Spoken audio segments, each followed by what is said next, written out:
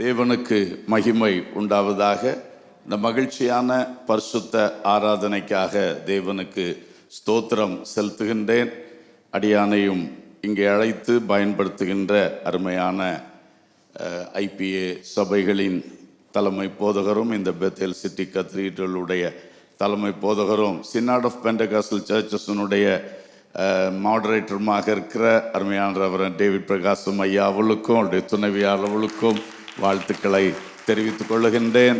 அவருடைய பிள்ளைகள் மற்றும் உடன் ஊழியர்கள், சபை விசுவாச மக்கள், இன்று இங்கே கடந்து வந்திருக்கிற அனைவருக்கும் இயேசு கிறிஸ்துவின் இனிய நாமத்தில் அன்பின் வாழ்த்துக்களை தெரிவித்துக் கொள்ளுகின்றேன். அன்பர்களே, தேவனுடைய வார்த்தையை நாம் தியானிக்க ஆயத்தமாவோம். கர்த்தருக்கு மகிமை உண்டாவதாக.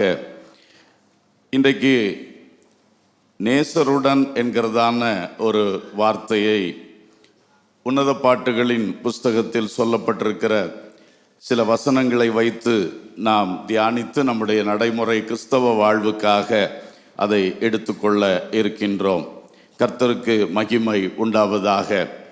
அன்பர்களே, உன்னத பாட்டுகளின் புஸ்தகத்திலே ஆண்டவர் இயேசு கிறிஸ்துவோடு கூட நாம் கொண்டிருக்கின்ற அந்த தெய்வீக உறவை குறித்த பல விஷயங்களை மிக அருமையாக விளக்கி சொல்லப்பட்டிருக்கிறதை நாம் அறிவோம்.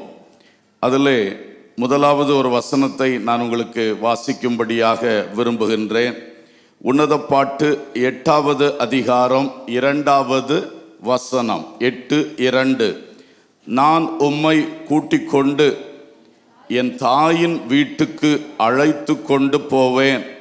நீர் என்னை போதிப்பீர். கந்தவர்க்கமிட்ட திராட்சரசத்தையும் என் மாதளம் பழ ரசத்தையும் உமக்கு குடிக்க கொடுப்பேன். அல்லேலூயா. கர்த்தருக்கு மகிமை உண்டாகட்டும். நேசருடன் என்கிற அனுபவத்திலே நேசருடன் தாயின் வீட்டுக்கு செல்லுகின்ற ஒரு அனுபவத்தை இந்த வசனம் நமக்கு சொல்லுகின்றது. ஆண்டவர் இயேசு கிறிஸ்துவே நம்முடைய ஆத்தும நேசர். அல்லேலூயா. அவர் ஓடு கூட நம்முடைய சொந்த வீட்டுக்குள் நாம் வளர்ந்து பழகின அந்த அனுபவத்துக்குள் கடந்து செல்லுகின்ற ஒரு அனுபவத்தை இது நமக்கு காட்டுகின்றது. இயேசு கிறிஸ்துவை வாழ்வின் துணையாக, நேசராக ஏற்றுக்கொள்வது ஒரு பெரிய ஆசீர்வாதம். இன்றைக்கு அநேகர் புதிதாய் இந்த சர்ச்சில் வந்திருப்பது மிகுந்த மகிழ்ச்சி. உங்களில் எத்தனை பேர் இயேசு கிறிஸ்துவை நீங்கள் அறிந்திருக்கிறீர்கள்? அவரோடு பேசுகின்ற, உறவாடுகின்ற, ஜெபம் என்கிற அனுபவத்தை பெற்றிருக்கிறீர்கள்? அல்லது அது ஒன்றும் அறியாதபடிக்கு முதல் முறையாக கூட வந்திருக்கலாம். இயேசு ஒரு அருமையான நண்பராகவும் நேசராகவும் கூட நமக்கு விளங்குகின்ற மகா பெரிய தேவன். அல்லேலூயா. அவர் மகா பெரிய தேவன். ஆனால் தம்மை தாழ்த்தி நாம் புரிந்து கொள்ளும் வண்ணம் நமக்கு தம்மை வெளிப்படுத்தி நம்மோடு கூட பேசி நம்மோடு வாழ்விலே கலந்து நடந்து வருகிற ஒரு அருமையானவர். அதனால தான் அவருக்கு நேசர் என்ற ஒரு அடைமொழி பெயர் கொடுக்கப்பட்டிருக்கிறது. அல்லேலூயா. இந்த நேசராகிய இயேசு கிறிஸ்துவை உங்கள் வாழ்வில் அந்த பர்சனல் லைஃபுக்குள்ளாக, தனிப்பட்ட வாழ்க்கைக்குள்ளாக, வெளியே யாரிடத்திலும் பகிர்ந்து கொள்ளாத அந்த அந்தரங்க வாழ்வுக்குள்ளாக அவரை நாம் கொண்டு வரலாம், அவரை அழைத்து வரலாம். நேசரோடு நம்முடைய அந்தரங்கத்தை, நம்முடைய தனிப்பட்ட விஷயங்களை நன்கு பகிர்ந்து கொண்டு அவரோடு வாழ்க்கை பயணம் செல்லலாம். ஹல்லேலூயா. ஏன்னா வாழ்க்கையில் நம்ம பல வேளைகளில் யோசிப்போம், என்னை புரிந்து கொள்வார் யார் உண்டு, நான் யார்கிட்ட போய் பேசிக்கொண்டு இருக்க முடியும், என் பாரத்தெல்லாம் யார்கிட்ட சொல்றது என்று ஏதாவது கட்டங்களில் அதிகமாக நம்ம ஃபீல் பண்ணுகிறது உண்டு. ஆனால் பாருங்க, அதுக்காக சில வேளை மனுஷர்களை தேடுகிறோம், நண்பர்களை தேடுகிறோம், கணவனிடத்தில் எதிர்பார்க்கிறோம், மனைவியிடத்தில் எதிர்பார்க்கிறோம், ரொம்ப பாசமிகு மக்களிடத்தில் எதிர்பார்க்கிறோம். ஆனால் எல்லாருமே செய்வாங்க, செஞ்சாலுமே நம்மளை திருப்திப்படுத்த முடியாது. யாராலையும் நம்மளை திருப்திப்படுத்த முடியாது. அதனால தான் ஆண்டவர் இயேசு கிறிஸ்துவை அந்த ஸ்தானத்திலே நாம் எடுத்துக்கொண்டோன்னு சொன்னால் அவர் நாம் எப்படி அவரை எடுத்து அனுபவிக்கிறோமோ அப்படியெல்லாம் நம்மோடு பழகுகிற தெய்வமாக இருக்கிறார். அல்லேலூயா. ஆனபடினாலே இந்த இயேசுவை முதலாவது நம்முடைய தாய் வீட்டுக்குள்ளே அழைத்து கொண்டு வருவோம். அல்லேலூயா. நம்முடைய வாழ்க்கைக்குள்ளே அழைத்து கொண்டு வருவோம். வெளிப்படுத்தின விசேஷம் 3ஆம் அதிகாரம் 20ஆம் வசனத்திலே படிக்கிறோம். இதோ வாசல் படியில் நின்று கதவை தட்டுகிறேன். ஒருவன் என் சத்தத்தை கேட்டு கதவை திறந்தால் நான் அவனுக்குள் பிரவேசித்து அவனோடு போஷணம் பண்ணுவேன், அவனும் என்னோட போஷணம் பண்ணுவான். எவ்வளவு அருமையான வசனம். இயேசு சொல்லுகிறார், நான் வாசல் படி நின்று கதவை என்ன பண்றேன்? தட்டுகிறேன். நீ என்ன செய்யணும்? என் சத்தத்தை கேட்டு இதய வாசல் கதவை என்ன செய்யணும்? எனக்கு திறக்க வேண்டும். நான் உள்ளே வருவேன். வந்தது மட்டும் இல்ல, நம்ம 2 பேரும் will chit across the table. அப்படி நம்ம உட்கார்ந்தது ஷேரிங்கை காட்டுது. நம்ம சேர்ந்து போஜனம் பண்ணுவோம்னு சொன்னா பேசுவோம், பகிர்ந்து கொள்ளுவோம். அப்படி ஒரு அழகான ஐக்கியம், ஒரு ஃபெலோஷிப்பை அது காட்டுகிறது. ஹல்லேலூயா.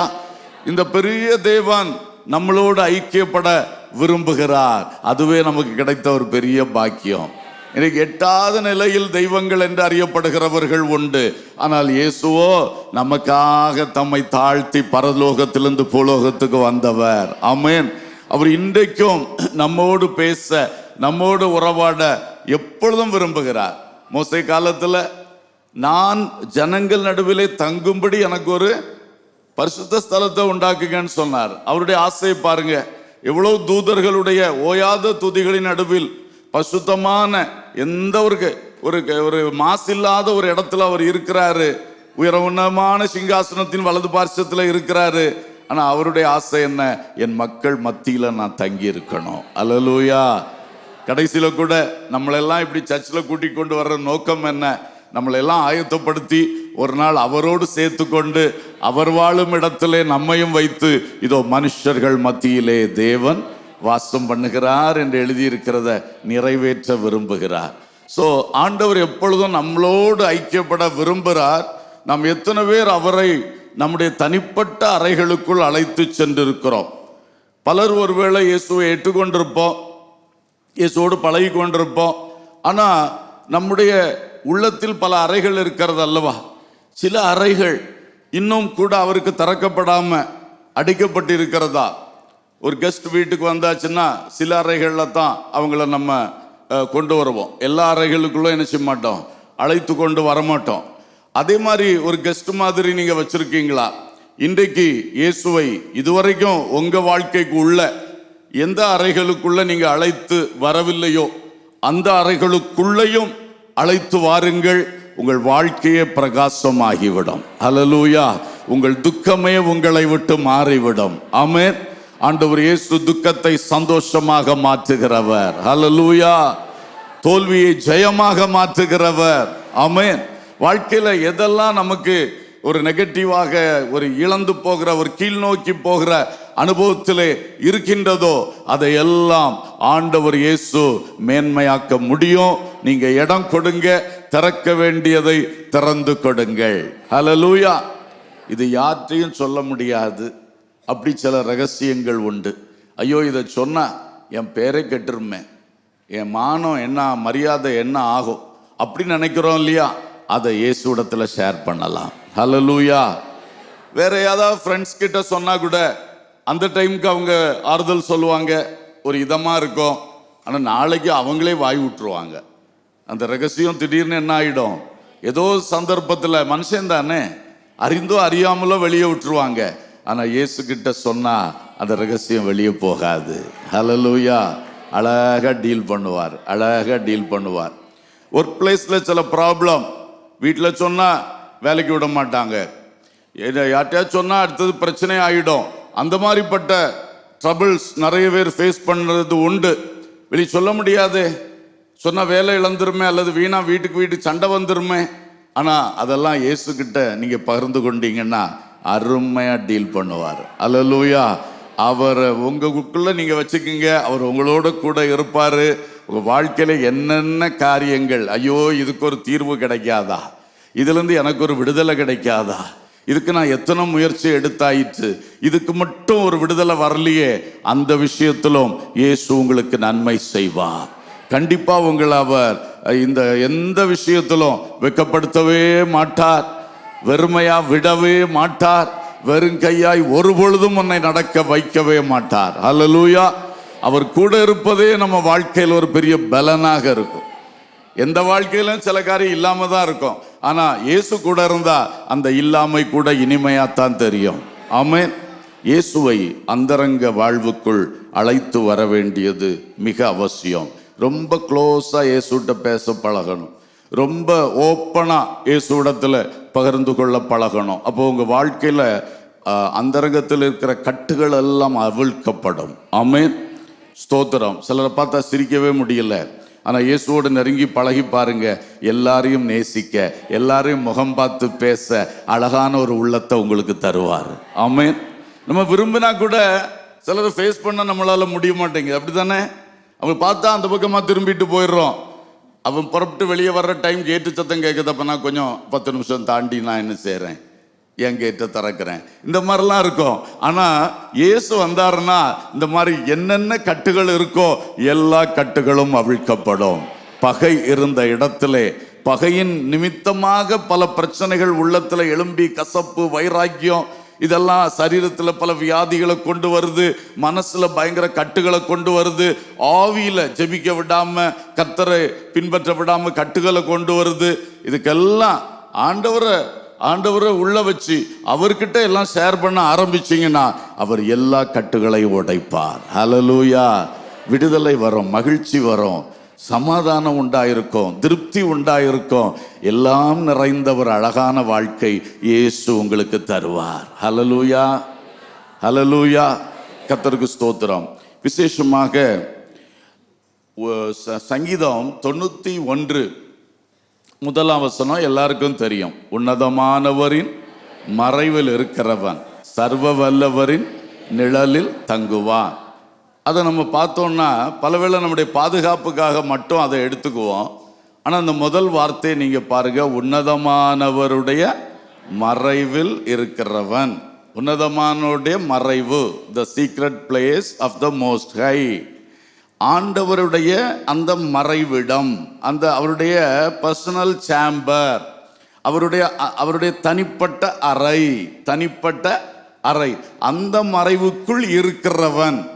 அப்போ அது ப்ரொடெக்ஷனை மட்டும் இல்லை, இன்டிமசி வித் காட், தேவனோடு உள்ள தனிப்பட்ட உறவையும் அந்த வார்த்தை காட்டுகிறது. அல்லேலூயா. இங்கே சூலமித்தி அதைத்தான் சொல்றா, என் நேசரை நான் எங்க கூட்டிட்டு வருவேன், என் தாயின் வீட்டுக்கு கூட்டி கொண்டு வருவேன், அவரோடு பேசுவேன், அவரோடு பகிர்ந்து கொள்ளுவேன். அல்லேலூயா. இன்றைக்கு அந்த ஒரு தேவனுடைய ஒரு அந்தரங்க அறைக்குள் அல்லது ரகசிய அறைக்குள், மறைவிடத்திற்குள் நாம் போய் அவரோடு உறவாடுகின்ற அந்த நிலையை ஒவ்வொருவரும் பெற வேண்டும். பெரிய ஆட்கள் இருக்கிறாங்க, எல்லாரும் திடீர்னு போய் அவங்கள பார்த்துட முடியாது, அவங்கள்ட்ட டைம் அப்பாயின்மெண்ட் வாங்கணும். அப்போ அந்த குறிப்பிட்ட டைமில் நமக்கு அவங்க அறையின் வாசல் திறக்கப்படும்.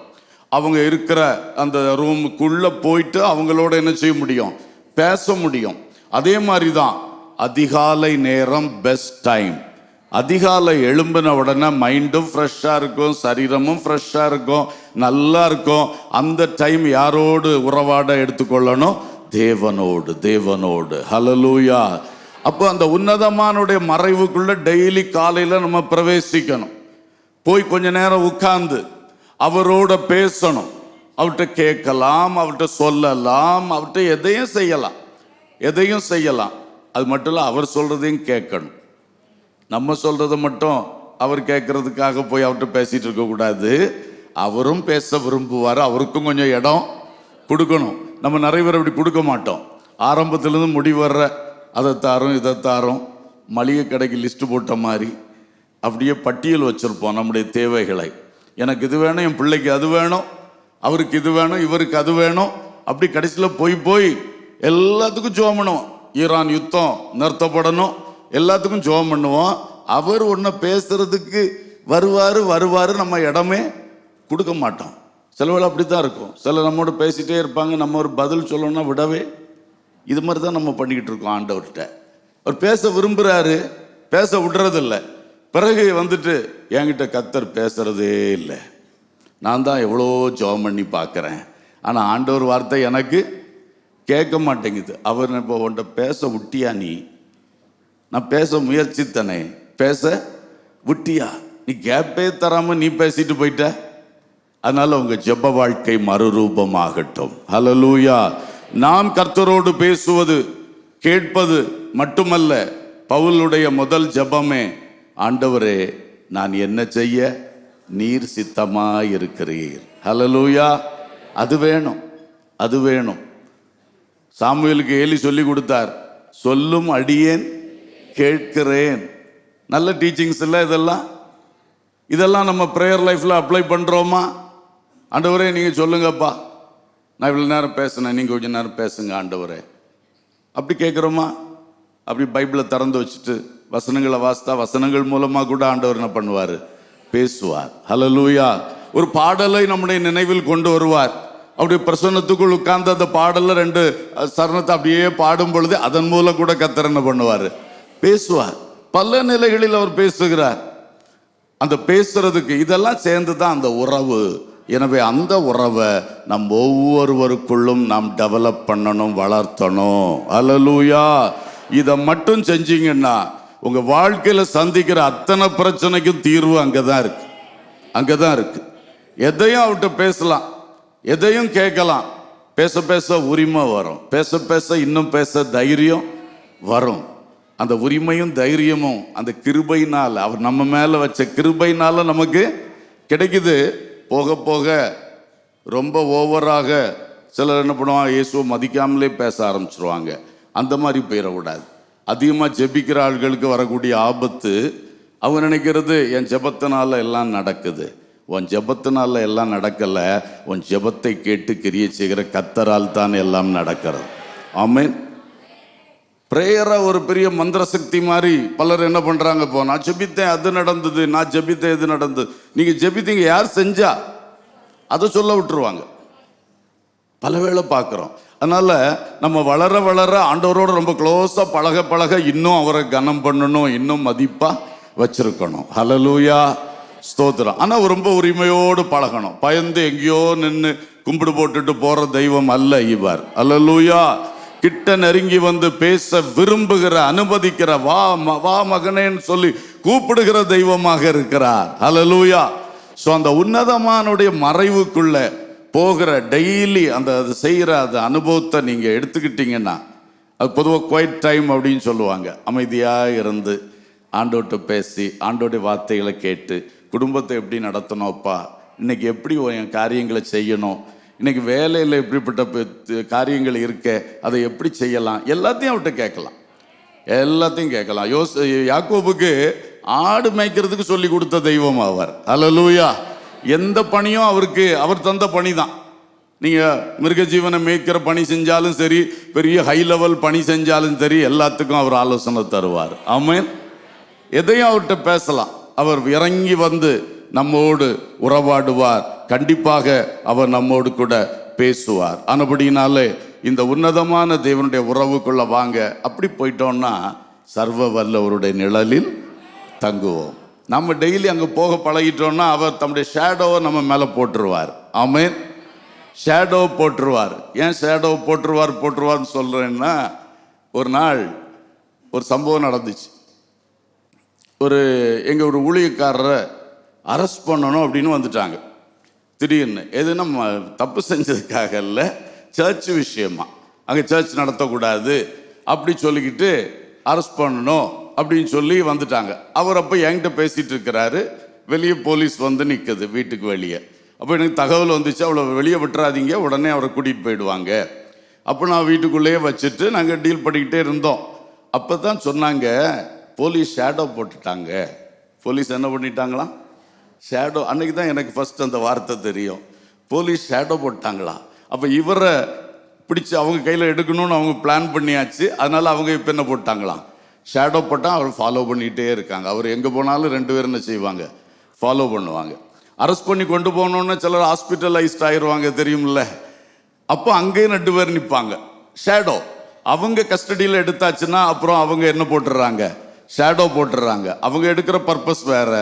நம்முடைய தேவனுடைய கஸ்டடியில் நாம போயிட்டோம்னா, உன்னதமானுடைய மறைவுக்குள் நாம போய்விட்டால் சர்வ வல்லவுடைய நிழல் நமக்கு தரப்படும். ஹல்லேலூயா. ஸோ காலையில் அங்கே உள்ள போயிட்டு வந்தாச்சுன்னா அன்னைக்கு ஃபுல்லா அந்த ஷேடோ நமக்கு இருக்கும். ஹல்லேலூயா. எல்லா விஷயத்திலும் ஆண்டவர் அழகா பாதுகாத்து அவருடைய நிழலுக்குள் வைத்து, அவருடைய பொறுப்பில் வைத்து, அவருடைய கஸ்டடியில் வைத்து அருமையாக கர்த்தர் நடத்துவார். வாழ்நாளெல்லாம் அந்த கிருபை நமக்கு உண்டு. வாழ்நாளெல்லாம் உம்மில் மகிழ்ந்து களிகூர்ந்து கொண்டிருக்கும்படிக்கு காலைதோறும் எங்களை உமது கிருபைனாலே என்ன பண்ணோம், திருப்தி ஆக்கும். ஹல்லேலூயா. டெய்லி கிருபை. எனவே இந்த முதல் காரியத்திலே நேசருடன் தாயின் வீட்டிலே என்கிற ஒரு அனுபவத்தை நாம் பார்த்தோம். ஹல்லேலூயா. இரண்டாவதாக உன்னத பாட்டு 8வது அதிகாரம் 5ஆம் வசனம் பாருங்க. தன் நேசர் மேல் சார்ந்து கொண்டு வனாந்திரத்திலிருந்து வருகிற இவள் யார்? ஹல்லேலூயா. இப்போ நேசரோடு அல்லது நேசருடன் வனாந்திரத்திலிருந்து இன்னொரு அனுபவம். நேசரோடு வனாந்திரத்தில் இருந்து. வனாந்திரம் சொன்னாலே சோதனை, வேதனை, இல்லாமை, கஷ்டம், வறட்சி, இதைத்தான் அது காட்டுது. அந்த வனாந்திரத்திலே நேசர் மேல் சார்ந்து கொண்டு. ஹல்லேலூயா. எல்லா அனுபவத்திலும் எந்த நிலையில் நாம் இருந்தாலும் இயேசு நம்மோடு கூட இருக்க எப்பவும் ரெடியா இருக்கிறார். நாம் அவரை அழைக்கணும், நாம் அவரை அதில் ஈடுபடுத்தணும். ஹல்லேலூயா. வாழ்க்கையில் ஒரு கஷ்டம் வந்துருச்சு. அந்த கஷ்டமாகிய வனாந்தரத்திலே இயேசுவை நாம் முதலாவது ஈடுபடுத்தணும். ஐயோ ஐயோன்னு சொல்லக்கூடாது. இயேசுவை அறிந்த பிள்ளைகளுடைய வாயில ஐயோ என்பதே என்ன செய்யக்கூடாது, வரவே கூடாது. அப்படியே கஷ்டம் வந்தால் இயேசுவேன்னு தான் வரணும். இயேசுவேன்னு தான் வரணுமே தவிர ஐயோ அப்போன்னு சொல்லி என்ன செய்யக்கூடாது, வரவே கூடாது. பழகி கொள்ளணும். ஏன்னா என்னதான் செஞ்சாலும் சிலருக்கு பழைய பழக்கம்தான் திடீர்னு வந்துடும். அது வரக்கூடாது. ஆகையினால அன்பர்களே, நம்முடைய வனாந்தரத்தில் நாம் இயேசுவை இன்றைக்கு ஈடுபடுத்துவோம். அந்த வனாந்தர வாழ்க்கையிலும் பெரிய நன்மைகளை அவரால் கொண்டு வர முடியும். ஹல்லேலூயா. அழுகையின் பள்ளத்தாக்கை உருவ நடந்து அதை நீரூற்றாக்கி கொள்ளுகிறார்கள். எந்த அழுகை வேதனையா இருந்ததோ அதே அழுகை தான் கடைசியில் என்னதான் மாறிடுச்சான், நீரூற்றாய் மாறிவிட்டது. வனாந்திரத்தில் நடத்துறது கூட தேவனும் நோக்கத்தோடு தான் நடத்துறார். நம்ம தேவனுடைய பிள்ளைகள் தானே. அப்போ நம்ம வாழ்க்கையில எதை அவர் ஒருவேளை விரும்பத்தகாததை, வேதனையை, கஷ்டத்தை அனுமதித்தார் என்று சொன்னா அவர் ஒரு நோக்கத்தோடு தான் அனுமதிச்சிருக்கிறார்.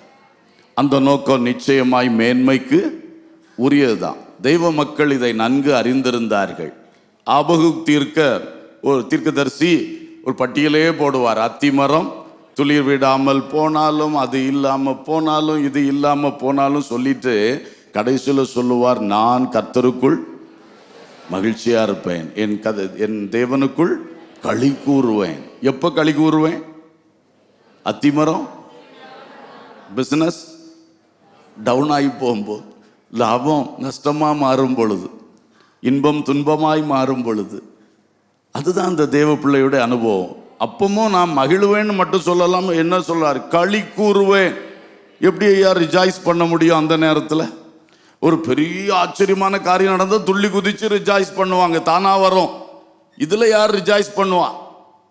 பார்க்குறவன் பைத்தியக்காரன்ல சொல்லுவான். அவன் சொல்லிட்டு போட்டோம், என் உள்ளத்தில் கர்த்தருடைய மகிழ்ச்சி இருக்கிறது, என் உள்ளத்தில் கர்த்தர் இருக்கிறார், துன்பத்தை கண்டு அஞ்சவே மாட்டேன். இப்படி ஒரு வாழ்க்கையை இயேசு நமக்கு வைத்திருக்கிறார். ஹல்லேலூயா. உலகத்தில் எது நடந்தாலும் அதை மைண்ட் பண்ணாம, அதெல்லாம் கர்த்தர் அறிந்து தான் நடக்குது. என் வாழ்க்கையில் நடக்குதெல்லாம் கர்த்தர் அறிந்து தான் நடக்கிறது. ரெண்டாவது, கர்த்தர் அனுமதித்து தான் நடக்கிறது. அதில் ரொம்ப ஸ்ட்ராங்காக ஃபெய்த்தாக இருக்கணும். அதில் அந்த விசுவாசம் ஆடவே கூடாது. அவர் அறியாமல், அவர் அனுமதிக்காமல் எதுவும் சம்பவிப்பது இல்லை. ஹல்லேலூயா. அன்றியும் அவருடைய தீர்மானத்தின்படி அழைக்கப்பட்டவர்களாய் தேவனிடத்தில் அன்பு கூறுகிறவர்களுக்கு சொல்லுங்க, சகலமும் நன்மைக்கு ஏதுவாக நடைபெறுது. சகலம் நன்மையா நடக்குன்னு சொல்லல, சில தீமையும் நடக்கும். ஆனா அதுவும் கூட எதுக்கு ஏதுவாக தான் இருக்கும்? அடுத்த நன்மைக்கு ஏதுவாகத்தான் இருக்கும். அல்லேலூயா. இந்த ஆபகுக்கு சொன்னேன்னு, அவர் இந்த அத்திமரம் இதெல்லாம் சொல்லிட்டு, நான் அதுலயும் கர்த்தருக்குள்ள களி கூறுவேன்னு சொல்லிட்டு, அப்புறம் ஒரு வார்த்தை சொல்லுவாரு, கர்த்தர் என் கால்களை மான் கால்களை போலாக்கி என்னை உயர் ஸ்தலங்களில் என்ன செய்வார்? நடக்கும்படி செய்வார். அப்போ இந்த நஷ்ட காலத்தை, உபத்திரவத்தின் காலத்தை அவர் எதா எடுக்கிறாருன்னா, என் கால ஆண்டவர் இப்ப மறுரூபப்படுத்திக்கிட்டு இருக்கிறார். எதுக்கு மறுரூபப்படுத்திட்டு இருக்கிறாரு? அடுத்த உயர்ந்த ஸ்தலத்துல நிக்கிறதுக்கு, என் கால மறுரூபமாக்குறதுக்கு தான் இப்ப அந்த அத்திமரத்துல பலன் இல்லாம போக வச்சார், அதுல பலன் இல்லாம போக வச்சார். புரியுதா? நமக்கு ஒரு கஷ்டத்தை கொண்டு வரும் பொழுது நம்ம அவர் அடுத்த உயர்வுக்காக ப்ரிப்பேர் பண்ணுகிறார். அல்லேலூயா. நம்ம காலு இப்போ அந்த ஹைட்ல கொண்டு போனா அது நின்று கொள்ளாது. மான் கால் தான் எந்த ஹைட்லையும் அழகா நிற்கும். ஏன்னா அதுக்காக அது டிசைன் பண்ணப்பட்டிருக்கு. இப்ப நம்ம கால்களையும் கர்த்தர் எந்த கால்களை போல மாத்துறாராம்? மான் கால்களை போல. ஹல்லேலூயா. மான் கால்களை போல மாத்துறதுக்கு சில நெருக்கங்கள், சில கஷ்டங்கள். அதனாலதான் எந்த கஷ்டம் வந்தாலும் ஆண்டவரே இதுல என்ன நன்மை செய்ய போறீங்க அப்படின்னு நினைக்கணும். சந்தோஷம் வரும். ஹல்லேலூயா. ஐயோ ஐயோ என்று சிந்திக்கவே கூடாது. Praise the Lord. இழந்து போனேனே என்று சொல்லி நினைக்கவே கூடாது. இழந்து போனா கூட பட்சித்த வருஷங்களின் விளைவை உங்களுக்கு திரும்ப அளிப்பேன். அல்லேலூயா. யார் சொல்லி இருக்கிறா இப்படி? ஆமா, யோவேல் சொன்னார். வேற யார் உலகத்தில் இப்படி சொல்ல முடியும்? அப்படித்தானே? யார் சொல்ல முடியும்? இழந்து போனதை தேடவும் ரட்சிக்கவுமே மனுஷகுமாரன் வந்திருக்கிறார். இந்த ஒரு தெய்வம் தான் இதை சொன்னாரு. அவர் தான் இதை செய்ய முடியும். மற்றவங்க எல்லாம் நடந்ததா இருக்கட்டும், கடந்ததா இருக்கட்டும் தான் சொல்லுவாங்களே தவிர, உங்களுக்கு தெரியும் தானே, அப்படித்தான் இருக்கும். நடந்தது திரும்ப கொண்டு வர்றதுக்கு யாருமே கேரண்டி கொடுக்க மாட்டாங்க. ஆனா இந்த இயேசு கிறிஸ்து மட்டும் கேரண்டி கொடுக்கிறாரு. இழந்து போனதான் நான் தேடி உனக்கு ரட்சித்து தருவேன். அல்லேலூயா. பல வருஷங்களா நீ இழந்து போனாலும் சரி, பட்சித்த வருஷங்களின் விளைவை உனக்கு திரும்ப தருவேன். நம்ம பாஷையில வட்டியும் முதல்மா சேர்த்து உனக்கு தருவேன். ஆமென். இப்படிப்பட்ட தெய்வம் நம்மோடு இருக்கும்போது நாம் ஏன் பயப்படணும்? ஏன் கலங்கணும்? ஏன் சோர்ந்து போகணும்? ஏன் சோர்வின் வார்த்தையெல்லாம் பேசணும்? அல்லேலூயா. எனவே வனாந்திரத்திலே இயேசுவின் மேல் என்ன செய்யணும்? சார்ந்து கொள்ள வேண்டும். ஆகாரை வனாந்திரத்தில் ஆண்டவர் சந்தித்தார். ஆமென். அவ லைஃப் ரொம்ப வனாந்திரமான வாழ்க்கை. பார்வோன் வீட்டில் ஒரு வேலைக்காரியா இருந்தா, இருந்த ஜாபு வேலைக்காரியா இருந்தாலும் இருந்த இடம் பெரிய அரண்மனை. அங்கிருந்து திடீர்னு அந்த எஜமான் அவளை கிஃப்டா கொடுத்துட்டான். யாருக்கு? ஆபிரகாமுக்கு. ஆபிரகாம் செல்வ சீமான்னு பைபிள் சொல்லுது. ஆனா ஒரு கூடாரவாசி, ஒரு பரதேசி, டென்ட் அடிச்சு வாழுகிறவர். இப்ப இவ எங்க வந்துட்டா பாருங்க? அரண்மனையிலிருந்து கூடாரத்துக்குள்ள வந்துட்டா, வனாந்திர வாழ்க்கைக்குள்ள வந்திருக்கிறா. ஒரு நம்ம ஊர்ல அப்படி இது இல்லாம, முகவரி இல்லாம போயிட்டு இருப்பாங்க பாவம், அவங்கள மாதிரி ஒருத்தர் தான் இவர். அங்க வந்துட்டா. அவ லைஃப் எப்படிப்பட்டது? இந்த எஜமான நம்பி வேலைக்கு சேர்ந்தா, அவர் என்ன விலைக்கு கூட இல்லை, கிஃப்டா என்ன பண்ணிட்டாரு? கொடுத்துட்டார். அப்படி கஷ்டப்பட்டுட்டு இருந்தா. அப்புறம் உங்களுக்கு தெரியும், ஆபிரகாமுக்கு மர்மனையாட்டியா மாறினா. அப்புறம் ஒரு நாள் ஆபிரகாமுடைய மனைவியாகிய சாராள் இவளை போட்டு துன்புறுத்தி கஷ்டப்படுத்தி வீட்டை விட்டே ஓடி போகிற அளவுக்கு அவள் ஆகிவிட்டாள்.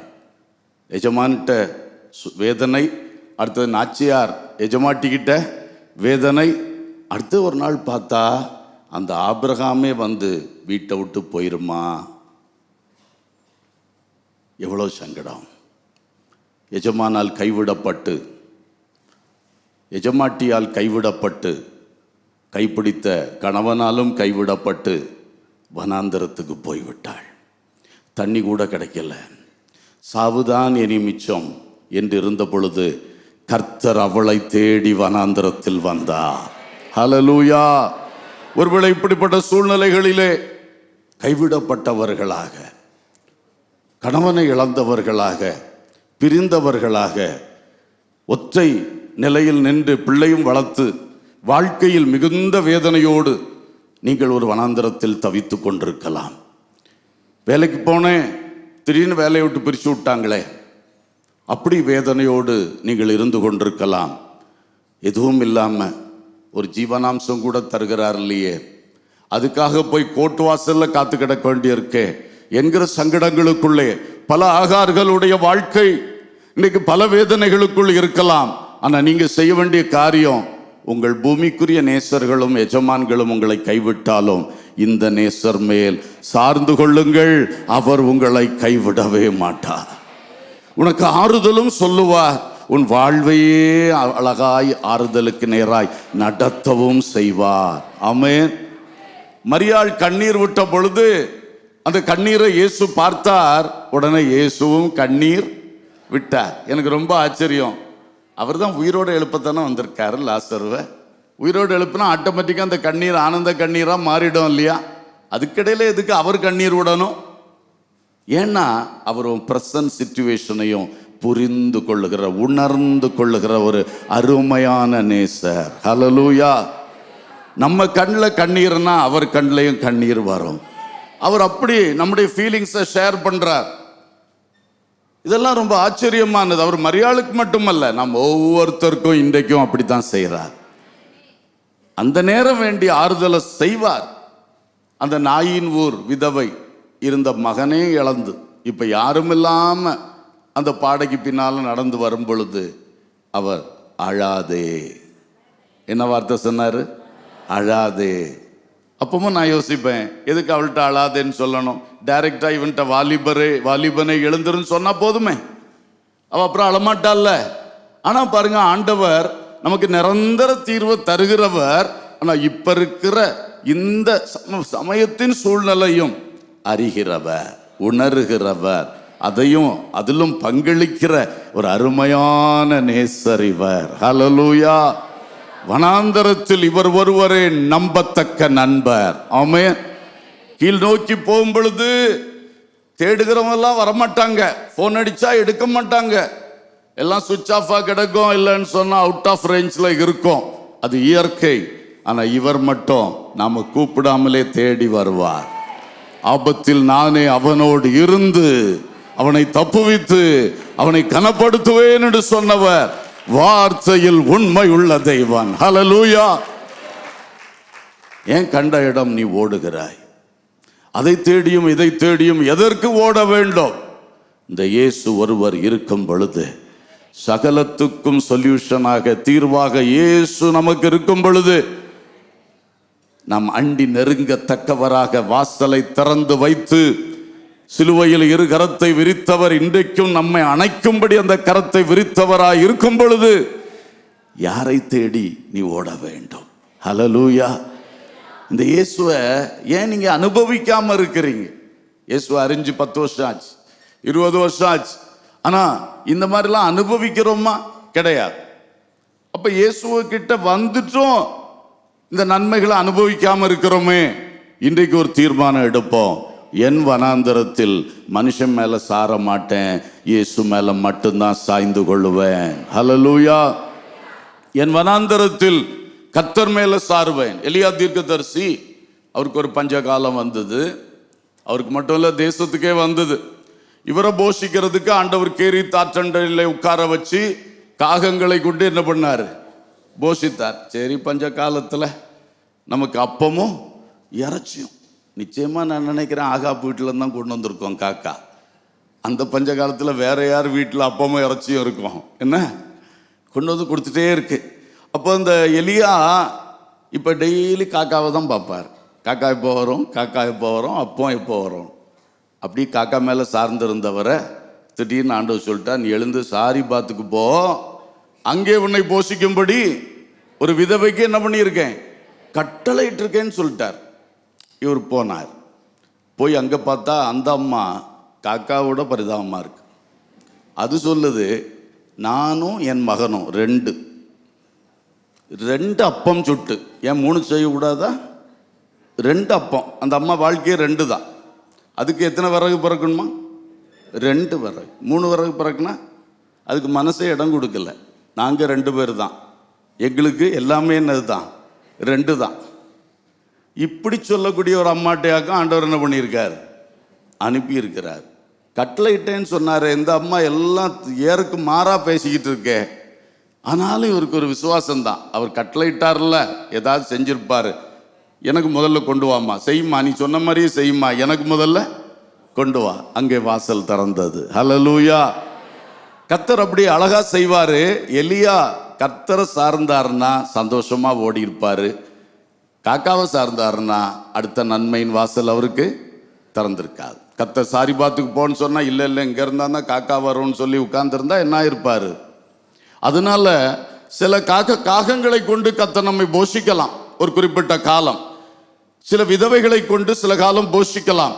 சில வேளை நேரடியா தூதன் அனுப்பி என்ன செஞ்சாரு? 2 முறை போஷித்தார். அது அவருடைய சித்தம். அந்த ஏஜென்ட் மேல நம்ம சார்ந்திடக்கூடாது. அனுப்புகிற கர்த்தர் மேல தான் எப்பவுமே சார்ந்திருக்க வேண்டும். அல்லேலூயா. கர்த்தர் மேல தான் விசுவாசம். மனுஷன் மேல நம்பிக்கை வச்சிடக்கூடாது. யார் மூலமாவது ஆண்டவர் ஹெல்ப் பண்ணுவார், சந்தோஷம். அவங்களுக்கு நன்றியா இருக்கணும். அவங்களுக்கு நம்ம இனி ஏதாவது பிரதி நன்மை செய்ய வாய்ப்பு கிடைக்கான்னு பார்க்கணும். அதெல்லாம் தேவை. ஆனா அவங்க மேல சாரக்கூடாது. எந்த சூழ்நிலையிலும் இயேசுவின் மேல் மட்டும்தான் இயேசுவின் மேல் மட்டுமே சார்ந்திருக்க வேண்டும். ஹல்லேலூயா. அந்த வனாந்திர பாதையிலே அவள் இயேசுவின் மேல், நேசரின் மேல் சாய்ந்து கொண்டு வந்தாள். ஹல்லேலூயா. 3ஆவதாக இவள் சொல்ற அடுத்த ஒரு அனுபவம் உன்னத பாட்டு 7ஆம் அதிகாரம் 12வது வசனம் 7:12. அதிகாலையிலே திராட்சை தோட்டங்களுக்கு போவோம், அங்கே கடைசி பகுதி, அங்கே என் நேசத்தின் உச்சிதங்களை உமக்கு தருவேன். இப்ப எங்க கூட்டிட்டு போறா? தோட்டத்துக்கு கூட்டிட்டு போறா. தோட்டம்னு சொன்னா ஏதேன் தோட்டம், அதான் ஃபர்ஸ்ட் தோட்டம். அது ஆதாம் ஏவாளின் வீடு. அன்னைக்கு வீட்டுக்கு பேர் என்னதுதான்? தோட்டம் தான். மனுஷன் இப்படி வீடு கட்டி கூடாரம் கட்டி வாழலை, தோட்டத்தில் தான் வாழ்ந்தான். இன்றைக்கும் பல பிரபலங்கள் தங்கள் வீட்டுக்கு என்ன பேர் தான் வச்சுருக்காங்க? அந்த தோட்டம், இந்த தோட்டம். நமக்கு சில தோட்டங்கள் ரொம்ப பழகியே போச்சு, தோட்டம். அதனால தோட்டம் என்பது நம்ம வீட்டை காட்டும். 2வது ஏசாயா 5 சொல்லியிருக்கு, செழிப்பான மேட்டில் நேசருக்கு ஒரு தோட்டம் உண்டு. அது பழைய ஏற்பாட்டு சபையாகிய இஸ்ரவேல் சபையை குறிக்கிறது. ஹல்லேலூயா. ஸோ புதிய ஏற்பாட்டிலேயே இயேசு சொல்லியிருக்கிற பல உவமைகள், தோட்டத்தை பற்றி சொல்லியிருக்கிற உவமைகள் சபையை குறித்து சொல்லி இருக்கிறது. அப்போ தோட்டம் என்று சொல்லுவது வீட்டை காட்டுகிறது, கர்த்தருடைய வீடாகிய சபையையும் காட்டுகிறது. இவ சொல்றா, என் நேசரை இப்பொழுது நான் எங்க கூட்டிட்டு போவேன்? என் தோட்டத்துக்கு கூட்டி கொண்டு போவேன். ஹல்லேலூயா. ஸ்தோத்திரம். நம்முடைய தோட்டத்துக்கு, நம்முடைய தனி வாழ்க்கைக்கு மட்டுமல்ல, நம் வீட்டு காரியங்களுக்கும் இயேசு. கணவன் மனைவி பிள்ளைகளாய் ஒரு வீட்டிலே வாழ்கின்றோம். அந்த வீட்டிலே உள்ள சகல விஷயங்களுக்கும் இயேசுவை ஈடுபடுத்தும் போது அந்த வீடு சமாதான தாபரமா இருக்கும். அந்த வீடு ஒரு அடைக்கல பட்டணமாக இருக்கும். அந்த வீடு நிறைவான ஒரு ஆசீர்வதிக்கப்பட்ட ஒரு இடமாக கண்டிப்பாக இருக்கும். அல்லேலூயா. இன்றைக்கு வீட்டிலே பிரச்சனைகளை சந்திக்கிறவர்கள் பலர் உண்டு. வீடு பிரச்சனை உள்ள வீடா இருந்துச்சுன்னா அமைதியே இருக்காது. வெளியே போய் கஷ்டப்பட்டு வேலை செஞ்சுட்டு எப்படா என்று நிம்மதியா இருக்கலான்னு வீட்டுக்குள்ள நுழையும் பொழுது வீட்டிலே அடுத்த பிரச்சனை காத்திருந்துச்சுன்னா, வீட்டிலே அடுத்த பூகம்பம் உடனே ஆரம்பிச்சுன்னா நிம்மதியா சாப்பிட முடியுமா? நிம்மதியா ரெஸ்ட் எடுக்க முடியுமா? அமைதியா உட்கார முடியுமா? சில உடனே அடுத்தால திரும்ப வெளியே போயிடுவாங்க, சும்மா சுத்திக்கிட்டு ராத்திரி தூக்கத்துக்கு வருவாங்க. இப்படியெல்லாம் பல வீடுகள் இருக்கின்றன. சிலருக்கு வீடு இருக்கு, அந்த வீட்டுக்குள்ள வர முடியாது.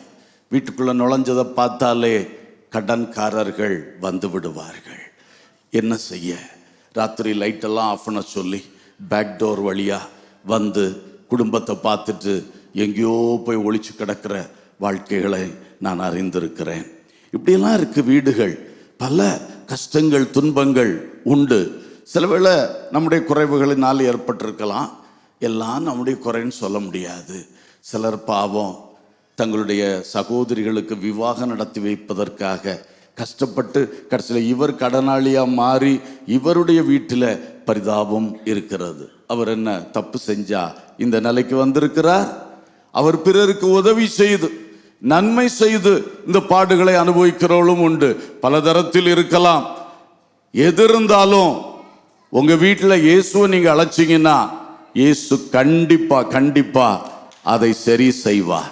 நம்மிடத்தில் தவறு இருந்தால் அதையும் சரி செய்து நம்மை உயர்த்துவார். ஆமென். அவர் சும்மா நம்ம தப்பை வச்சுட்டு தப்புக்கு மேல கட்டடம் கட்ட மாட்டார். தப்புக்கு மேல ஆசீர்வாதத்தை அவர் என்ன பண்ண மாட்டார், வைக்க மாட்டார். ஏன்னா வச்சாலும் அது நிற்காது. பேஸ்மெண்ட் சரியில்லை. அதனால அதை முதல்ல கரெக்ட் பண்ணிக்கிடுவார். நம்முடைய தவறுகளையும் அவர் என்ன செய்வார், நமக்கு உணர்த்தி திருத்தி அப்புறம் தான் நம்மளை என்ன பண்ணுவார், ஆசீர்வதிப்பார். யாக்கோபு ராத்திரி முழுசும் அவர் பாதத்தை பிடிச்சுக்கிட்டு, நீர் என்னை ஆசீர்வதித்தால் ஒழிய நான் உம்மை போக விடேன். அவர் கடைசியில் கேட்டார், உன் பேர் என்ன சொன்னான்? யாக்கோபு. யாக்கோபுக்கு அர்த்தம், ஒரு அர்த்தம் எத்தன், ஏமாற்றுகிறவன். அவர் உண்மையில ஏமாத்துறவன் தானே. அண்ணனை எப்படி ஏமாத்தினாரு, அப்பாவை எப்படி ஏமாத்தினாரு. இந்த ஏமாற்றுக்கு மேலே தான் அவருக்கு இந்த ஆசீர்வாதம் நிற்குது. அது நிற்கலை. அன்னைக்கு ராத்திரியே போயிடுச்சு. அன்னைக்கு ராத்திரியே கோலும் கையுமா தெருவில் படுத்து கிடந்தார் பாவம். 20 வருஷமா மாமா வீட்டில் போய் கடினமான உழைப்பு வளர்ச்சி தான். ஆனால் கஷ்டப்பட்டதுக்கு ஒரு அளவே கிடையாது. சரீரத்தில் கஷ்டம், மனசில் கஷ்டம் எல்லாம் முடிச்சு ரிட்டர்ன் வரும் பொழுது தான் இப்போ ஆண்டவர்ட்ட ஆசீர்வாதத்தை தேடுறார். அண்ணனின் ஆசீர்வாதம் கை கட்டுனது வாய் கட்டல, அப்பாவுடைய ஆசீர்வாதம் கை கட்டுனது வாய்க்கு எட்டலை. இப்போ கர்த்தருடைய ஆசீர்வாதத்தை கேட்டாரு. அவர் கேட்டார், உன் பேர் என்ன? முதல்ல உன் பேரை மாற்றணும். யாக்கோபு, இனி உன் பேர் இஸ்ரவேல் என்னப்படும். நீ தேவனுடைய பிரபுவாக உன்னை மாற்றுகிறேன். ஹல்லேலூயா. அப்ப ஆண்டவர் சீர்திருத்தம் பண்ணுகிறார், கரெக்ஷன் பண்ணுகிறார். அதுக்கும் நம்ம இடம் கொடுக்கணும். ஒரு ராத்திரி முழுசும் போராடி இருக்கிறார். அப்பொழுது கர்த்தர் அவருக்கு சிம்பிள் கரெக்ஷன், ஆனால் சரியான ஒரு கரெக்ஷன் பண்ணிக்கிட்டு அவர் மேல் வைத்த தேவ நோக்கம் இஸ்ரவேல். இன்றைக்கும் அவர் பேர் இருக்குது ஒரு தேசத்துக்கு. ஆமென். கர்த்தர் கொடுத்த ஆசீர்வாதம் தங்கும், அது அழியாது. அதை பெற்றுக்கொள்ளணும். அப்போ கர்த்தருடைய ஆசீர்வாதம் நம்ம திறமை, நம்ம ஏமாற்று வேலைகள் இதுக்கு மேலெல்லாம் தங்காது.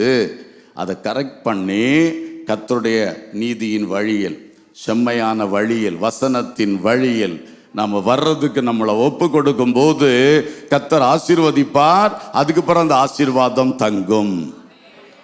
அந்த மனுஷன் எப்பொழுதுமே ஏற விரும்புகிற அவர். தாயின் வயிற்றுலேருந்து வரும்போதே அண்ணன் காலை என்ன பண்ணிட்டு வந்தார், பிடிச்சிட்டு வந்தார். யாராவது அப்படி வந்தீங்களா? அவர் அவ்வளோ பெரிய ஒரு போராடுகிற மனுஷன் பாருங்க. நான் தான் ஃபஸ்ட் ஆகணும். அந்த இது எப்போவுமே அவருக்குள்ளே இருக்கும். அண்ணன் டயர்டாக வந்தால் எப்படி டக்குன்னு சேஷ்டபுத்திர பாகத்தையே எடுத்துட்டான் பாருங்களா. ஒரு கப்பு கூளை கொடுத்து, என்ன திறமை, அதை திறமைன்னு தான் சொல்ல முடியும். திறமை. அடுத்தது அப்பாவிட்டேருந்து வாங்கினது தந்திரம். திறமை உள்ள ஏணியில் ஏறினாரு, தந்திரம் என்றுள்ள ஏணியில் ஏறினாரு. ரெண்டும் சரிக்கு ஒரே நாளில் கீழே விழுந்தாரு. ஆனால் கர்த்தர் அன்னைக்கு ஒரு ஏணி சொப்பனத்தை அவர் காட்டினாரு. அது வானத்தை தொட்டிருக்கிற கூடிய ஏணி. ஹல்லேலூயா. அது கர்த்தர் உயர்த்துகின்ற ஏணி. ஒரு திறமையில் நீ ஓரளவு தான் உயரலாம்ப்பா. ஒரு தந்திரம் கொஞ்சம் தான் உயர்த்தும், அப்புறம் மொத்தமாக கொலாப்ஸ் ஆகும். ஆனா கர்த்தர் உனக்கு வச்சிருக்கிற ஏணி வானபரியந்தம் உன்னை உயர்த்தும். ஒரு நாளும் நீ வீழ்ச்சி அடைய மாட்டாய். ஹல்லேலூயா, ஹல்லேலூயா. அப்படிப்பட்ட ஒரு உயர்வை கர்த்தர் கொடுத்தார். அதனால உங்க வீடு இன்னைக்கு என்ன நிலைமையில இருந்தாலும் அதை தரம் உயர்த்துவதற்கு இந்த கர்த்தர் போதுமானவராய் இருக்கிறார். இயேசு வீட்டில் நீங்க கூப்பிடுங்க. புருஷன் மனைவி பிள்ளைகளா உட்கார்ந்து பாட்டு பாடி ஆராதனை பண்ணி கர்த்தரிடத்துல ஜெபம் பண்ணுங்க. பைபிள் வசனங்களை வாசித்து என்ன பண்ணுங்க, ஜெபம் பண்ணுங்க. அதுதான் ஆண்டவரோட பந்தி இருக்கிறது, குடும்பமா சேர்ந்து. அப்படி உட்கார்ந்தாலே போதும், கர்த்தர் உங்க வீட்டை ஆசீர்வதிப்பார். ஹல்லேலூயா. அந்த வேளையில அந்த குடும்பமா சேர்ந்து ஆண்டவர்கிட்ட கேட்க வேண்டியதை கேட்கணும். எல்லாம் கேட்க முடியாது. பிள்ளைகளுடைய காது கேட்க நம்ம வீட்டுக்குள்ள எல்லாத்தையும் என்ன செய்ய முடியாது, கேட்க முடியாது. அது ஹஸ்பண்ட் ஒய்ஃப் தனியாக கேளுங்க, தனியாக ஒன்று சேர்ந்து ஜெபம் பண்ணும்போது அதை கேளுங்க. ஆனால் பிள்ளைகளுடைய காதும் கேட்கணும், பிள்ளைகளும் சேர்ந்து ஜெபிக்கணும்னு அந்த மாதிரி மேட்டர்ஸை குடும்ப ஜெபத்தில் வச்சா கர்த்தர் அந்த குடும்பத்தை கட்டி எழுப்புவார். பிள்ளைகளும் விசுவாசத்தில் வளர்ந்து வருவாங்க. அல்லேலூயா. ஒரு ஊழியருடைய மகள், அவள் ஒரு நாள் ஒரு சாட்சி சொன்னா, எங்கள் அப்பா அம்மா எனக்கு சொத்து சுகம் எதுவுமே சேர்த்து வைக்கல, ஆனால் சின்ன வயசுலேருந்தே அவங்க என்னை கூட உட்காந்து ஜோமனை வச்சு என்னை விசுவாசிக்க பழக்கிட்டாங்க, ஜோமனை பழக்கிட்டாங்க. அதனால் நான் எந்த இடத்துல போனாலும் நிற்பேன் என்று ஒரு அழகான சாட்சி சொன்னாள். ஹல்லேலூயா. அப்போது அந்த குடும்ப ஜெபம் என்பது பல விஷயங்களை நமக்கு செய்யுது. அதனால் அதை மிஸ் பண்ணக்கூடாது. அதை கண்டிப்பாக நீங்கள் செய்யுங்க. கர்த்தர் உங்கள் குடும்பங்களை உயர்த்துவார், ஆசீர்வதிப்பார். அல்லேலூயா. சபையிலே கர்த்தரோடு வாருங்கள். ஹல்லேலூயா. இப்போ நம்மெல்லாம் கூடி வந்திருக்கிறோம். யாருக்கு சன்னிதானத்தில் வந்திருக்கோம்? எத்தனை பேர் அதை நினைச்சிங்க உண்மையில்? ஆமென். ஏன்னா நமக்கு படமோ விக்கிரகமோ கிடையாது. ஆனால் மனசில் தான் என்ன செய்யணும்?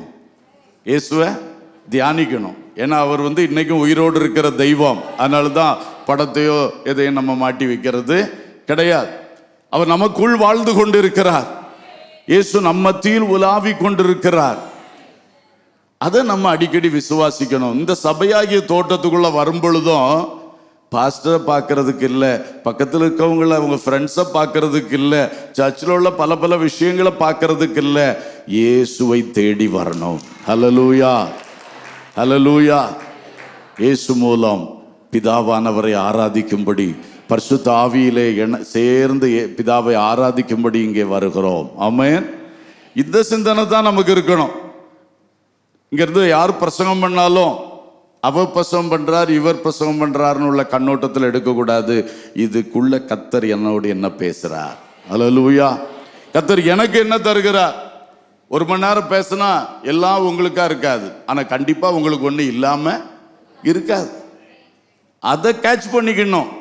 அதை கேட்ச் பண்ணணும்னா நம்ம முழு கவனத்தோட இருக்கணும். கர்த்தர் என்னோடு பேசுவார், கண்டிப்பா பேசுவார். நீங்க டெய்லி வசன வாசித்து தியானிக்கிற பழக்கம் உடையவங்களா இருந்தீங்கன்னா அந்த காரியங்களை இங்க பேசுவார். எத்தனை பேருக்கு அந்த அனுபவம் இருக்கிறது? ரொம்ப சந்தோஷம். பலருக்கு அப்படிதான். தனி ஜெபத்தில் ஆண்டவர் சில தாட்ஸ் போட்டிருப்பாரு, அது இங்க பாஸ்டர் மூலமாக வரும், கன்ஃபார்ம் ஆகும். நமக்கு பல விஷயங்கள் வசனத்துக்கு ஒரு விளக்கம் கொடுத்துருப்பாரு, நமக்கு கொஞ்சம் சந்தேகமா இருக்கு இது கரெக்டா அப்படின்னு சொல்லி, ஆனா இங்க அது டக்குன்னு வெளிப்படுத்தப்படும் பொழுது நமக்கு கன்ஃபர்மேஷன் ஆயிரும். அல்லேலூயா. அப்போ சபைக்கு வரும் பொழுதும் இயேசுவை மையமா வச்சு அந்த நேசரோடு இந்த தோட்டத்துல நீங்க இருக்கணும். அவரை ஒரு நிமிஷம் கூட விட்டுறக்கூடாது. நம்ம பாட்டு பாடுவோம், ஆராதனை பண்ணுவோம், பிரசங்கம் கேட்போம், சாட்சிகள் கேட்போம், பல காரியங்கள் எல்லாத்துலேயும் இயேசுவை தான் நாம் சார்ந்து நிற்கணும். அவரைத்தான் தேடணும். அவர் என்ன சொல்றார், அவர் என்ன செய்கிறார், அதுல தான் நம்ம கவனமாக இருக்க வேண்டும். ஹல்லேலூயா. அப்ப இந்த சபை நமக்கு ஒரு பெரிய ஆசீர்வாதமா மாறும். சபை கூடி வருவது பெரிய ஒரு ஆசீர்வாதமா மாறும். ஏதோ கடமையா சபை கூடுறது, அதை நிறுத்திருங்க. அப்படி செய்யவே செய்யாதீங்க. கடமைக்கா வரக்கூடாது. அந்த ஆர்வத்தோடு தேடுதலோடு வர வேண்டும். அவர் வாசல்களில் துதியோடும், அவர் பிரகாரங்களில் புகழ்ச்சியோடும். அப்போ பிரகாரம்னா காம்பவுண்டு, வாசல்னா கேட்டு, டோரு. அங்க வரும் பொழுதே எப்படி வரணுமா? கர்த்தரை துதிக்கிற துதியோடு. நம்ம இங்க ஸ்டார்ட் பண்ண பிறகுதான் என்ன செய்வோம்? துதிப்போம். ஆனால் உள்ளத்தில் என்ன செய்யணும்? துதிக்கணும். நான் ஒரு சர்ச்சில் ஒரு தடவை போன பொழுது வெளியே 1-2 அஷர்ஸ் நின்றுக்கிட்டு இருந்தாங்க. இன்னைக்கு இதுவரைக்கும் அந்த ஒரு சர்ச்சில் தான் பார்த்துருக்கிறேன். அஷர்ஸ் எல்லாம் உள்ளே இருக்கிற ஆராதனை சத்தத்தில் அப்படியே ஆராதிச்சுட்டே நிற்கிறாங்க. இவங்க ஆராய்ச்சிட்டு நிற்கிறாங்களான்னு பார்த்தா நம்மளையும் கைக்குலிக்கு உள்ள அனுப்புகிறாங்க. அதே வேளையில் அவங்க அந்த இடத்துல கூட என்ன பண்ணிக்கிட்டு இருக்காங்க? ஆராதிச்சுட்டு இருக்காங்க. ஆச்சரியமா இருந்தது. அவர் வாசல்களில் துதியோடும், அவர் பிரகாரங்களிலே புகழ்ச்சியோடும் வாருங்கள். கர்த்தரை தேடுகிற சிந்தையோடு வாருங்கள். கர்த்தர் மேல சார்ந்திருங்க. இங்க இருக்கிற ஒவ்வொரு நிமிஷமும் உங்களுக்கு ஆசீர்வாதமாக மாறும். ஹல்லேலூயா. ஸ்தோத்திரம். அடுத்த காரியத்தை சொல்ல விரும்புகிறேன். அதுக்கு முந்தின வசனம் 7ஆம் அதிகாரம் 11ஆம் வசனத்தில் பார்க்கும்போது, வாரும் என் நேசரே, வயல்வெளியில் போய் கிராமங்களில் தங்குவோம். எங்கெல்லாம் கூட்டிட்டு போறா பாருங்க. நேசரை தாய் வீட்டுக்கு கூப்பிட்டு வந்தா, அடுத்தது வனாந்திரத்தில் கூட்டிட்டு போய் அங்கே சார்ந்து கொண்டு நடக்கிறா. அப்புறம் தோட்டத்தில் வாங்கன்னு சொல்லி உங்களுக்கு நான் கனிகளெல்லாம் தருவேன்னு சொன்னா, இப்போ எங்க வரோம்னு சொல்றா, வயல்வெளிக்கு போவோம், கிராமத்தில் போய் தங்குவோன்றா. இது எதை காட்டுது? Work place. வயல்வெளி என்பது அந்த காலத்தில் அவங்களுடைய வேலை ஸ்தலம். இன்றைக்கும் பலருக்கு அது வேலை ஸ்தலமா இருக்கு. உங்களுக்கு என்ன வேலை ஸ்தலம் இன்றைக்கு ஆண்டவர் கொடுத்திருக்கிறார்? ஆபீஸா, கம்பெனியா, ஃபேக்டரியா, தோட்டமா, அல்லது உண்மையில் வயல் நிலமா? நம்ம ஒர்க் பிளேஸ்ல யாரை கூட்டிட்டு போனோம்? வாரும் என் நேசரே, வயல்வெளிக்கு போவோம். ஹல்லேலூயா. காலைல ஆபீஸ் போகும்போது யாரை கூட்டிட்டு போகணும்? இயேசுவை கூட்டிட்டு போங்க. அவரை விட்டுட்டு போயிடாதீங்க. அவரை கூட்டிட்டு போனா எல்லாவற்றிலும் உங்களுக்கு மேன்மையான கைடன்ஸ் தந்துட்டே இருப்பார். எல்லாத்தையும் எளிதாக்கி தந்துட்டே இருப்பார். யார்கிட்ட தய கிடைக்கணுமோ அங்க அனுகூலத்தை பண்ணிக்கிட்டே இருப்பாரு. எல்லாமே நடக்கும். ரொம்ப ஈஸியா இருக்கும். ஒர்க் ஈஸியா இருக்கும். பல சொல்லுவாங்க, ரொம்ப work stress brother, work stress. இயேசு கூட இருந்தா ஒர்க் ஸ்ட்ரெஸ் எல்லாம் வராது. ஹல்லேலூயா. அவர் அழைக்கும் போதே சொன்னார், வாங்க நான் உங்களுக்கு என்ன தருவேன்? வருத்தப்பட்டு பாரம் சுமக்கிறவர்களே, நீங்கள் எல்லாரும் என்னிடத்தில் வாருங்கள், நான் உங்களுக்கு இளைப்பாறுதல் தருவேன். படுத்து கிடக்கிற இளைப்பாறுதல் மட்டும் இல்ல, ஒர்க் பண்ணிக்கிட்டு இருக்கும் போதும் இளைப்பாறுதல் தருவார். ஹல்லேலூயா. ஸ்ட்ரெஸ், டென்ஷன், இதனால ஏகப்பட்ட வியாதி, ஏகப்பட்ட பிரச்சனை, மனக்கோளாறு இன்னைக்கு நிறைய பேருக்கு. ரொம்ப சங்கடமா இருக்கு. கல்யாணம் பண்ணா குடும்பம் நிற்க மாட்டேங்குது. என்னன்னு கேட்டா, பையன் சைக்கோ, அவ சைக்கோ, பயங்கரமா சம்பளம் வாங்குறாங்க. ஏன் இதெல்லாம் வருது? இந்த ஒர்க் ஸ்ட்ரெஸ் இதுதான் அதெல்லாம் ஆக்குது. இயேசு கூட இருந்தா இது ஒன்றும் வராது. ஹல்லேலூயா. அதை ஷேர் பண்ணிக்கிட்டே இருக்கலாம்ல. எப்போ பாரமா தோணுதோ உடனே என்ன பண்ணலாம்? கர்த்தர் மேல் உன் பாரத்தை வைத்து விடு. இது வாயில நிறைய சொல்லிக்கிட்டு இருப்போம், செய்ய மாட்டோம். அவரை கூட கூட்டிட்டு போனா எப்பவும் எந்த பாரம் வந்தாலும் உடனே என்ன செய்வோம்? ஆமா, பாரத்தை வச்சிடணும்.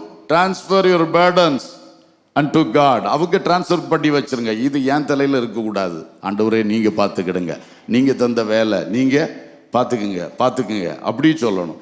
கவலை வந்தால் கன்வெர்ட் யுவர் worries into prayer-னு ஆண்டவர் சொல்லி தந்திருக்கிறார். நீங்கள் ஒன்றுக்கும் கவலைப்படாமல் எல்லாவற்றை குறித்து உங்கள் விண்ணப்பங்களை ஸ்தோத்திரத்தோடு கூடிய ஜெபத்தினால் வேண்டுதெல்லாம் எனக்கு. அப்போ ஒவ்வொரு கவலையும் ஜெபமா கன்வெர்ட் பண்ணிடணுமா, மாத்திரணுமா. நீ உள்ள வச்சு உருட்டிக்கிட்டு இருக்காத, அதுதான் உன்னை பாதிக்குது. அதை உடனே என்கிட்ட சொல்லி ஜெபமாக கன்வெர்ட் பண்ணிடு. டக் டக் டக்குன்னு அந்த கன்வர்ஷன் உள்ளே நடக்கணும். சில சாஃப்ட்வேர்லேயே அது ரெடியாக இருக்குது. இது போட்டோன்னா அது கன்வெர்ட் ஆகி அங்கே அடுத்த இதாக மாறிடுது. அதே மாதிரி இங்கே இந்த சாஃப்ட்வேரும் ரெடி பண்ணிடணும். ஈஸியாக இருக்கும், அழகாக செய்யலாம். பெரிய பெரிய காரியங்களை எளிதாய் செய்ய முடியும். ஹல்லேலூயா. யோசேப்பு திடீர்னு போத்திபார் வீட்டில் வேலை கிடைச்சது பாருங்க. கிராமத்து பையன், மேப்பனுடைய வீட்டில் வளர்ந்த பையன். அவனுக்கு இந்த அரண்மனை மாதிரி இருக்கக்கூடிய போத்திபார் வீட்டில் உள்ள டியூட்டிஸை எப்படி செய்ய தெரியும்? ஈஸியாக செஞ்சான். ஏன்னா கர்த்தர் யோசேப்போடு இருந்தார். அதான் பாயிண்ட். வேலை தெரியுதோ தெரியலையோ, படித்த வேலை கிடைக்கலையா, வேற வேலைக்கு வந்திருக்கேன், நோ ப்ராப்ளம். கர்த்தர் உன்னோடு இருக்கிறாரா? நேசரை வயல்வெளிக்கு கூட்டிட்டு போறியா, நீ சக்சஸ் தான். ஹல்லேலூயா. அப்படி எந்த விஷயத்திலும் கர்த்தரை நேசரை கொண்டு போவோம். இன்னொன்று, வயல்வெளி என்று சொன்னால் அறுவடை. அது எதை நமக்கு காட்டுது? ஆத்தும ஆதாயம். ஆத்தும ஆதாயம். நம்முடைய ஊழியங்கள், சுவிசேஷ ஊழியம், மிஷனரி ஊழியம். இன்றைக்கு இயேசு கிறிஸ்து பாடுபட்டு சிலுவையில் மரித்தது, அவர் எவ்வளவு வேதனைப்பட்டார், அவ்வளவு ரத்தம், முழு ரத்தத்தையும் சிந்தினாரே. அந்த ரத்தத்துக்கு இந்த தலைமுறையில புண்ணியம் வரணும்னா நம்ம தான் இயேசுவை பற்றி மற்றவங்களுக்கு சொல்லணும். ஹல்லேலூயா. இயேசுவை ஒர்க் பிளேஸ் கூட்டிட்டு போறீங்க, ஒரு ஃப்ரெண்டை கூட்டிட்டு போறீங்கன்னா எல்லாருக்கும் அறிமுகப்படுத்துவீங்கல்ல, அதே மாதிரி இயேசுவையும் அறிமுகப்படுத்தணும். ஆத்துமாதாயம் தானாக நடக்கும். ஆமென். அதுக்காக வலுக்கட்டிட்டு போயிட்டு அதை செஞ்சு அங்க ஒரு குழப்பத்தை உண்டாக்கிட கூடாது. விவேகமாக அதை செய்ய வேண்டும். ஹல்லேலூயா. கர்த்தருடைய நடத்துதலோடு அதை செய்யணும். யோசேப்பு அவருக்கு ஒரு ஒர்க் பிளேஸ் என்ன கிடைச்சதுன்னா சிறைச்சாலை ஒரு ஒர்க் பிளேஸாக அவருக்கு மாறிச்சு. அப்படிதானே? அங்கே கொஞ்சம் கைதிகளை அவர் நடத்திட்டு இருந்தார். கைதின்னா சின்ன ஆட்கள் இல்லை, ஆஃபீஸர் ரேஞ்சில் உள்ளவங்களாகும். அவங்கள இவர் நடத்திட்டு இருந்தார். ஒருத்தர் முகம் துக்கமாக இருந்தது. 2 பேர் முகம். உடனே பார்த்து விசாரிச்சார், உங்கள் முகம் ஏன் துக்கமாக இருக்கு? அவங்களுக்கு பயன்பட்டார். இதுதான் ஒர்க் பிளேஸில் இயேசுவை இன்ட்ரடியூஸ் பண்ணதுக்கு உங்களுக்கு வழி. யார் முகம் துக்கமாக இருக்கு அவங்கள்ட்ட அன்னைக்கு ஒரு வார்த்தையாவது பேசணும். என்ன சகோதரி அல்ல என்ன பிரதர், வழக்கமாக சந்தோஷமாக இருப்பீங்களே, இன்னைக்கு ரொம்ப டல்லாக இருக்கீங்களே. இல்லை ஒன்றும் இல்லை விடக்கூடாது. இல்லை ஏதோ இருக்கு, இல்லைன்னா உங்கள் முகம் எனக்கு தெரியுமே. அப்போ மெதுவாக சொல்லுவார், அப்படிங்களா? அதை கேட்டுட்டு பாருங்க, இயேசு உங்களுக்கு சமாதானம் தருவார். சிம்பிள். இயேசு உங்களுக்கு சுகம் தருவார். அவங்களுக்கு என்ன கஷ்டமோ சொல்லி அந்த இடத்துல ஜெபம் பண்ண முடிஞ்ச ஒரு சின்ன ஜெபம், நீண்ட ஜெபம் இல்லை, ஒரு சின்ன ஜெபம். இல்லைன்னா நான் உங்களுக்கு அன்னைக்கு இயேசுகிட்ட மன்றாடுவேன், நீங்களும் இயேசுவேன்னு கூப்பிடுங்கய்யா, கேளுங்க, இயேசு தருவார். இவ்வளோதான். இயேசுவை இப்படி தான் இன்ட்ரடியூஸ் பண்ணணும். நல்லா இருக்கிறவன்ட்ட போய் சொன்னால் அவன் கேட்க மாட்டான், ஆனால் கஷ்டப்படுறவன்ட்ட சொன்னால் அவன் கேட்பான். ஹல்லேலூயா. ஆத்தும ஆதாயம் செய்வதில் இயேசுவோடு செல்லுவோம், இயேசுவோடு செல்லுவோம். கடைசியாக ஒரு காரியம், உன்னத பாட்டு 2:4. என்னை விருந்து சாலைக்கு அழைத்து கொண்டு போனார், என் மேல் பறந்த அவருடைய கொடி நேசமே. இப்போ அவர் அழைச்சிட்டு போறார். இது வரைக்கும் இவா என்ன பண்ணா? நேசரே வீட்டுக்கு வாரம், தோட்டத்துக்கு வாரம், வனாந்தரத்துக்கு வாரம், வயல்வெளிக்கு வாரம், இப்படியே செஞ்சு கடைசியில் அவர் என்ன பண்றாரு? விருந்து சாலைக்குள் அழைத்து கொண்டு போனார், என்றென்றைக்கும் அவரோடு இருக்கும்படி. நம்மையும் கூட ஆட்டுக்குட்டியானுடைய கல்யாண விருந்து என்று சொல்லுகிற ஒரு பெரிய ஒரு ஆசீர்வாத நித்திய வாழ்வுக்கு நம்மை அழைத்து கொண்டு செல்லுவார். ஹல்லேலூயா. நேசரோடு இந்த உலகத்தில் நாம வாழ்ந்து நேசரை நம்முடைய வாழ்க்கையில் எல்லா விஷயத்திலும் ஈடுபடுத்தணும்னா நம்ம வாழ்க்கை கிறிஸ்துவுக்குள் கட்டி எழுப்பப்படும், வசனத்தின் சத்தியத்தில் கட்டி எழுப்பப்படும். ஆண்டவர் விரும்புகிற தூய்மை பரிசுத்தம் நம்ம வாழ்க்கையில் வரும், தானா வரும். நம்ம உண்டாக்குறது கிடையாது, எல்லாம் கர்த்தர் உருவாக்குவார். கடைசியிலே ஒரு நாள் அவர் ஆகாயத்தில் வெளிப்படுவார், நம்மை அழைத்து சென்று பிதாவின் சமூகத்திலே ஆட்டுக்குட்டியானுடைய கல்யாண விருந்துன்னு சொல்ற அந்த ஆசீர்வாதமான 7 ஆண்டுகள், அப்புறம் இந்த பூமியில் ஒரு 1000 ஆண்டுகள், அப்புறம் நித்தியமாய் பரம எருசலேமில் அவரோடு கூட. ஹல்லேலூயா, ஹல்லேலூயா. இந்த பரம வாழ்வுக்காகத்தான் இன்றைக்கு அந்த நேசர் மேல சாய்ந்து கொள்ளுவோம். அவர் அழகாய் நடத்துவார். ஒரு நிமிடம் எழுந்து நின்று கர்த்தரை நாம் நோக்கி பார்ப்போமா? இந்த நேசர் எனக்கு வேண்டும், எனக்கு வேண்டும், இந்த நேசர் எனக்கு வேண்டும். கண்களை மூடுவோம், கர்த்தரை நாம் நோக்கி பார்ப்போம்.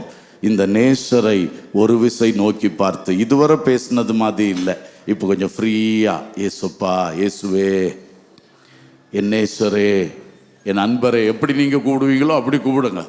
ஆண்டவரை எப்படி நீங்கள் கூடுவீங்களோ அப்படி நீங்கள் கூப்பிட்டு, ஆண்டவரே, இதுவரைக்கும் என்னோடு நீங்கள் வந்ததை நான் சரியாக உணரலை, ஆனால் இன்னைக்கு என் லைஃப்பில் ஒவ்வொரு காரியத்திலும் எவ்ரி ஏரியாஸ்,